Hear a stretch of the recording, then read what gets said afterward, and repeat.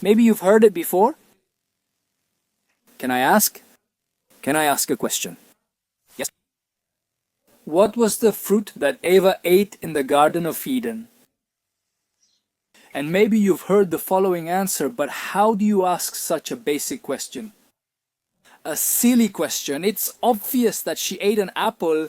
Haven't you ever heard that Eva ate an apple? First question, second question that you might have heard. Can I ask another question? Yes, please. Adam and Eva were two people from whom Eva came from Adam. That is Adam and Chava in Hebrew, or Adam and Eva in Spanish. Is it true that Eva came from Adam? And the answer was, how can you ask something so silly? It's obvious that Eva came from Adam's rib. How can you ask something so silly? Now I want to show you in this video that the two answers that seem so obvious are wrong. Wrong. Let's dive into the seas and the gardens and the deep rivers from the wisdom of the Torah, because when we want to ask questions about our reality, we have to look at our Torah. The Torah is obviously the voice of God in this world. It is the will of God in this world.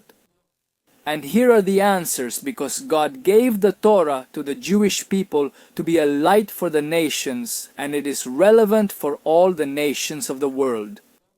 And here are the answers to something so basic, that apparently is so basic that many people believe they automatically know it.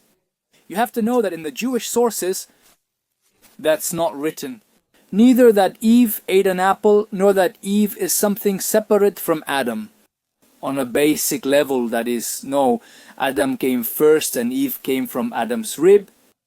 Now listen to me and let's embark on this journey into the depths of the Torah. First, let's go to the sukims in Hebrew, to the verses or the passages that talk about what we're discussing. First, let's talk about when we say when, which is something so commonly heard. Eve came out of Adam's rib. It's a mistake. Let's see why it's a mistake. Let's go to the creation of the world, when God created all of our creation. On the sixth day, He created Adam.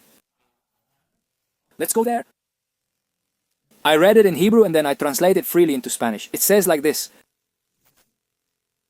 And God created man and his image, or in the image of God He created him. Male and female He created them.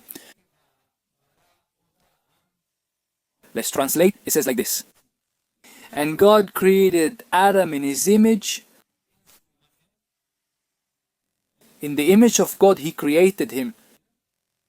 And listen to what it says next. Sakaru nekeva baraotam, male and female, He created them. Therefore, the first mistake is to think, because of the translation of tsela, which is often translated as rib, tsela. It's side. We will go, if you want, further into that topic later. But basically, you need to know that it says Zahar unekeba, male and female. He created them. There is a unity. The male world and the female world are a unity. Also in parentheses, I say when we get married, those two souls come together again. There is a primordial unity that happens when a person gets married. The masculine world and the feminine world come together, and there is a unity that comes together again, like in the Garden of Eden. Let's continue. And the Lord God commanded Adam, saying, of every tree of the garden you may freely eat. It says like this, and God commanded him to Adam and said to him, of every fruit tree in the Garden of Eden you may eat. And then the next verse says, but from the tree of knowledge of good and evil you shall not eat from it, for on the day you eat from it you shall surely die. And then basically there is the prohibition. It says, and from the tree of knowledge between good and evil, do not eat from it. He translated it freely, that is, it doesn't say apple here, it doesn't say apple. And also in the Torah, apple doesn't appear in everything about what was eaten. Adam and Eve from the tree of knowledge between good and evil. Very well. Now we're going to go. First, we talked about the creation of Adam and Eve as a male and female unit. Then we talked about the topic of the fruit, which people say is an apple. We'll get to that later, God willing. What do our Jewish sages explain? What fruits and not fruit? There are different opinions. What fruits were the fruits that were on the tree of knowledge between good and evil? Listen, now we're going to go to creation, back to creation. About Adam, it says like this, Vayapel.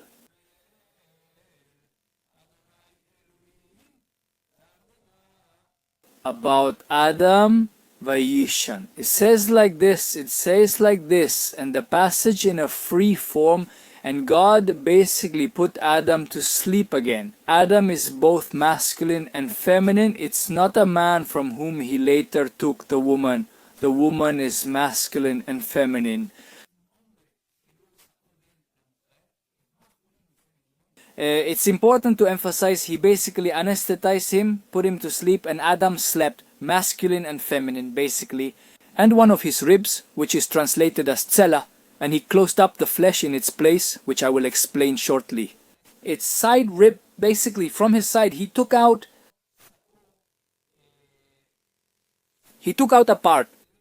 He closed it just like in surgery after opening it. During surgery, the incision is closed by stitching it up. Very well. Very well.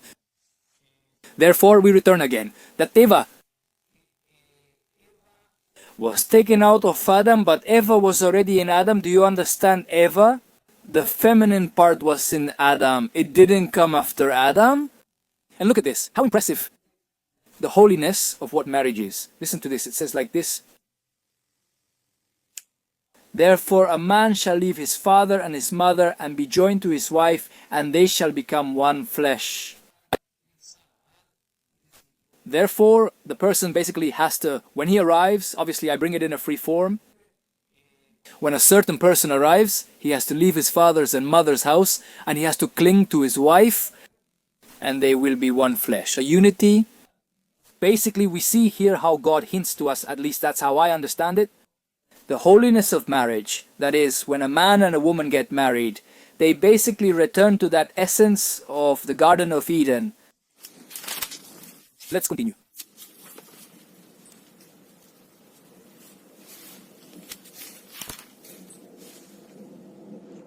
Later on, we are in the book of Genesis. It says like this. Later on, it says, Zahar unekeva beram.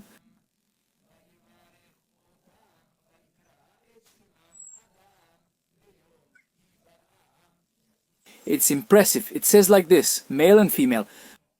He created them in plural. He created them. He's going to take Jotam, and he blessed them and gave them the name Adam, Beom, and Baram on the day of their creation. Therefore, here we see that it is very important to emphasize that man and woman, male and female, we were created together, and then we were in a way separated, so that later we could get married later on. And God blessed us very well. First of all, now about the topic of the apple fruit, I'm going to read you a verse. I'll read it in Hebrew first. In Deuteronomy it says like this. Look at this. I'm going to make a brief introduction. We need to know that our sages have different opinions. They have various opinions about which fruit was on the tree of knowledge of good and evil. It's very important to know this when we talk about there being different opinions. There is a concept in the Torah, in Judaism, in the way of studying Torah that says as follows, Elu ve'elu divrei Elokim chayim. When there are different opinions, he says, this opinion and that opinion are words of the living God. What does it mean when a Jewish sage gives an opinion? Doesn't he give an opinion just because he believes something that came to his mind? There isn't always basically a tradition from rabbi to rabbi, from rabbi to student. going all the way back to Moses at Sinai, where the written Torah and the oral Torah were given. Therefore, it's like a prism, like a diamond. When there's a diamond and you see one side of the prism, you don't necessarily see anything, which is incorrect, because your friend who is in front of you sees it from another angle. Obviously, we're going to say that both you and your friend see something real. The only difference is the angle from which you see it and your friend sees it. It's a different angle, but it's the same diamond. Therefore, when a rabbi gives an opinion, it is complemented by the opinion of the other rabbi.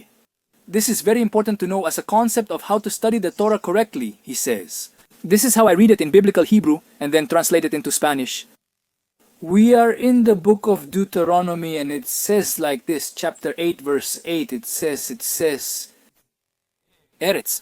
Jita usiora vegefen utena verimon eretz tzachemen udvash. Very good, like this.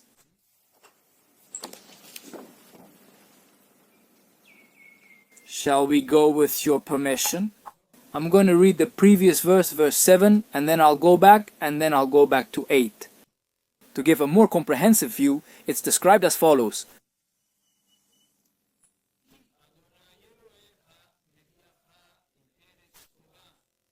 A land of streams of water,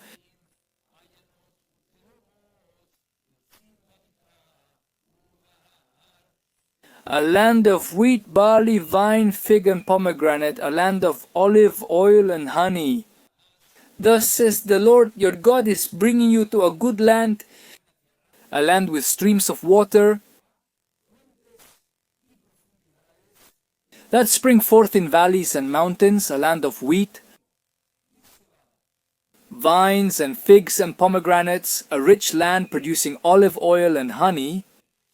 Therefore, here we come to what we said, that it wasn't an apple that Adam and Eve ate, but a very central opinion in our Jewish sources is that it was these 7 species that are fundamental in the land of Israel. Is that so? It says a land of wheat, that is wheat. Interesting, I'll tell you about it. When our sages say wheat, they tell us that on the tree there were ears of wheat, there was bread. Imagine a tree full of hot, steaming bread with the aroma of the Garden of Eden. Bread ready to eat. And in fact, by the way, I'll tell you that our sages say that in the future the land of Israel will produce trees that will give those breads, ready breads, trees with bread, hot bread, bread with, let's say, as if they were pitas, dairy pizzas, or breads, regular breads, not dairy. Which type does each one want? I'm saying this as I basically understand it, but the thing is, the concept is that the land of Israel, God willing, will soon give trees with ready steaming loaves of bread. So the first fruit of the land would be wheat, that is, as we said, bread, barley. The next are vines, figs, that is grapes, figs, pomegranates, olive oil, that is grapes, olives, not grapes, sorry, olives or olives. And honey, honey would be, here it would be, it refers to honey as I understand it, honey, from what I studied. Date honey, it's called date honey.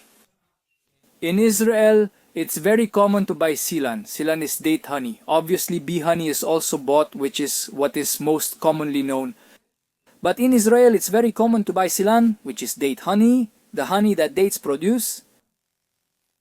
Therefore, here there's also another opinion, that it was the etrog, the fruit from the tree of knowledge, between good and evil. It was the etrog.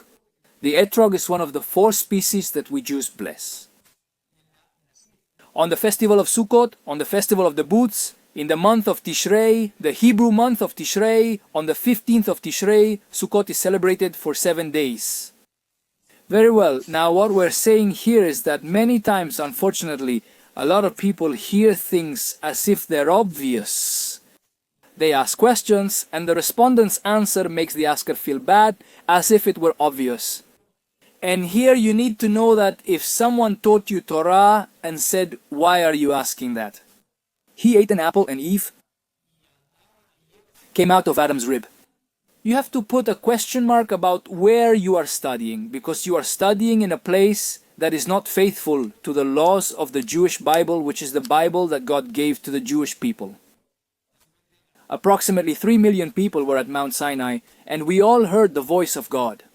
God revealed himself to us and gave us the Torah to be a light to the nations. It's about teaching to give answers to all humanity. Live a joyful life, doing God's will with happiness and a kind heart. So these are 2 points I wanted to talk to you about. Now let's talk about something else, which is the following. It's the following.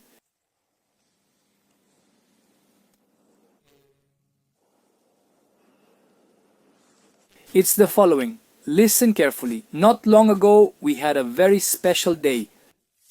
A holiday is not merely a holiday or a Hag in Hebrew, but an extremely important day. It's called Tu Bishvat, the 15th day of the month of Shvat in the Jewish calendar. It's the day that's called Rosh Hashanah La'ilanot, or the head of the year, the new year for the fruit trees. There are a lot of halachic implications in Jewish law, like counting the years from the day of Tu Bishvat to make donations from the fruits of the trees. This isn't our topic, it's just a side note, but basically it's a very special day on which Jews are accustomed to eating fruits from the land of Israel. And here there's a very important secret that's hidden, something really incredible. Our sages explain in the Tractate Sanhedrin, in the Gemara, in the Talmud, they say the following. I'll say it in my own words, but basically, to understand the concept, it says, so there's no clearer sign that redemption has arrived than when the land of Israel gives its fruits, beautiful fruits. They say in Leha, I'll say it in Hebrew, in Leha.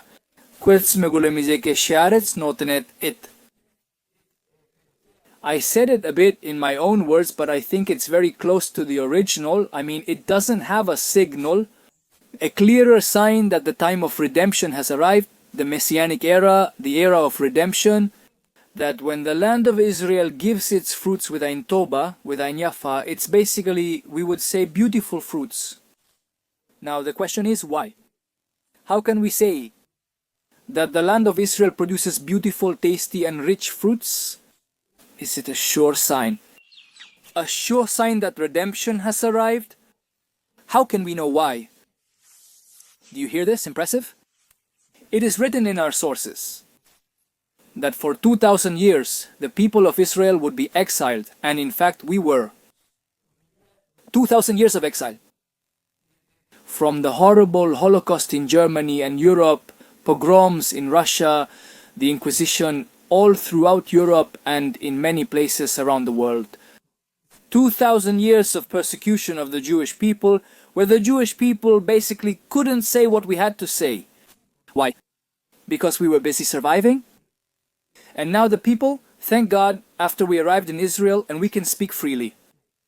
And to show the love we have for all humanity, for all of creation, and to say what we have to say, to give and share the Torah that God gives us. To be channels as much as possible, pure channels, to reveal and speak the voice of God in this world. To provide answers that many seek as they are lost, uncertain of their path, desires and expectations. Many isms have been broken, that is, in the history of humanity. Many isms, as each one can give it the ism they want, have been broken. Many people thought that such idiosyncrasy, such ideology, such ism was going to be the hope of the whole world.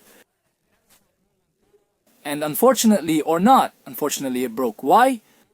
Because if it's not something authentic, if it's not something true, something that has to do with, that comes from the Torah, even if it has good values, if it's not something 100%, something emet, something true, it's going to break, it's going to break. But today, thank God, many people, millions of people want to know the truth, want to know if the emet was released and are looking for answers. We, the Israeli people in the land of Israel, are here to humbly provide answers. Why?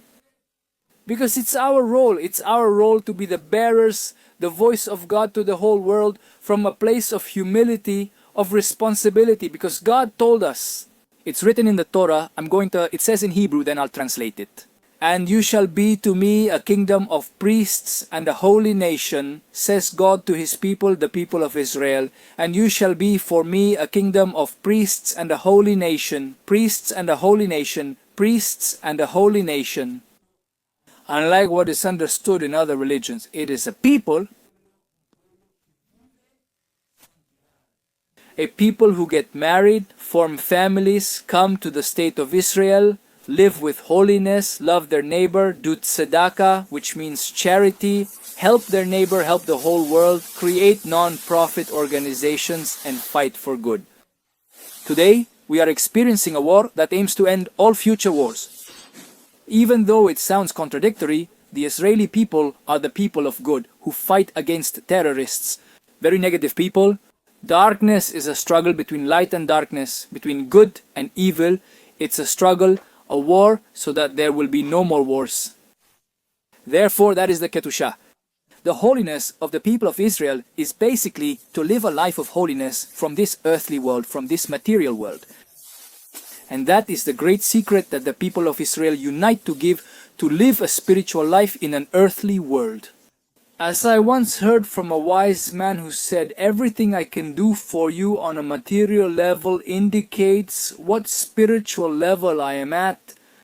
Again, everything I can do for you on a material level, everything I can help you with on a material level indicates where I am at on a spiritual level. That is a great response from the Jewish people, that the spiritual person is not someone who goes up a mountain and has no contact with the earthly world. It's the opposite. The spiritual person is someone who is very, very, very rooted in this world, but with his heart and mind in heaven. That is, all his actions, his words, his thoughts are connected with God to do God's will in this earthly world. May we have the merit to be a people and a whole world that chooses life.